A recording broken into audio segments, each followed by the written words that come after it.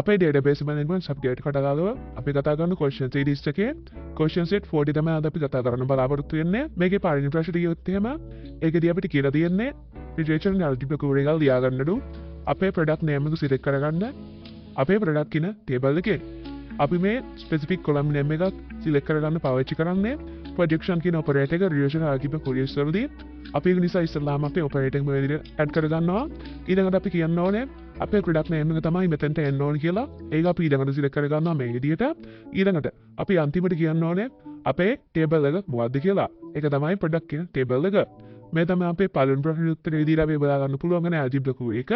ඊළඟට දෙවෙනි ප්‍රශ්නේ ගියොත් එහෙම දෙවෙනි ප්‍රශ්නෙන් අපිට කියලා තියෙන්නේ relational algebra query එකක් ලියන්නලු username එක සහ password එක අරගන්න අපේ login details වල users ලගේ registered users ලගේ login details store කරලා තියෙන්නේ system login කියන table එක කියලාත් මේකදී අපිට කියලා තියෙනවා.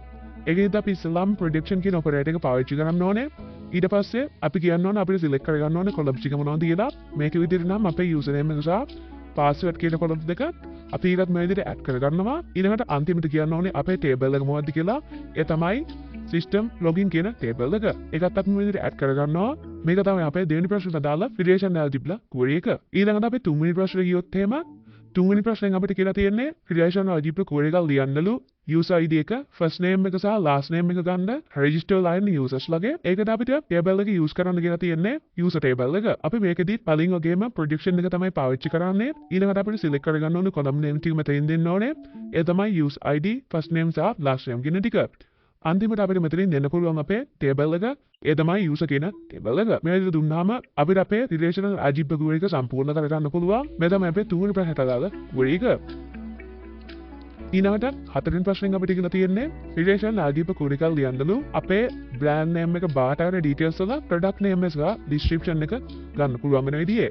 ඒකදී අපිට කියලා තියෙනවා brand id එක දෙක කියලා පාවිච්චි කරන්නලු අපේ brand එක select කරගන්න. මේකදී අපිට projection එකක් විතරක් පාවිච්චි කරන්න බෑ. මොකද අපිට මෙතනදී details select කරගැනීමේ අවස්ථාවක් තියෙනවා. ඒක නිසා අපිට මෙතනින් projection සහ selection කියන operators දෙකම පාවිච්චි කරන්න සිද්ධ වෙනවා. ඒක නිසා අපි ඉස්සෙල්ලාම මෙතනින් කරන්න ඕනේ අපි projection එක පාවිච්චි කරලා අපි select කරගන්න ඕනේ columns ටික කියන එක. ඒක අපි මේ විදිහට හදා ගන්නවා. ඉස්සෙල්ලාම අපි projection operator එක දාලා අපි කියනවා අපේ product name එක සහ description එක add කරගන්න කියලා. ඊළඟට අපි අපේ details ටික add කරගෙන table එකේ කියන තැනින් bracket එක ඇතුලේ අපි selection එකක් දෙන්න පුළුවන්. ඒක මේ විදිහට අපි brackets add කරගෙන අපි selection operator එක පාවිච්චි කරලා කියනවා අපේ brand id එක දෙක වෙන details ටික අරගෙන දෙන්න කියලා අපේ product කියන table එකෙන්. ඒ විදිහට අපිට details ටික එතනින් හම්බ වෙනවා. ඊළඟට details වල product name එක සහ description එක තමයි අපිට details ටික හම්බෙන්නේ. මේ තමයි අපේ හතරවෙනි ප්‍රශ්නයට අදාළ algebra query එක. මේ තමයි අපේ question set 40 වල දර ප්‍රශ්න වලට උත්තර ටික.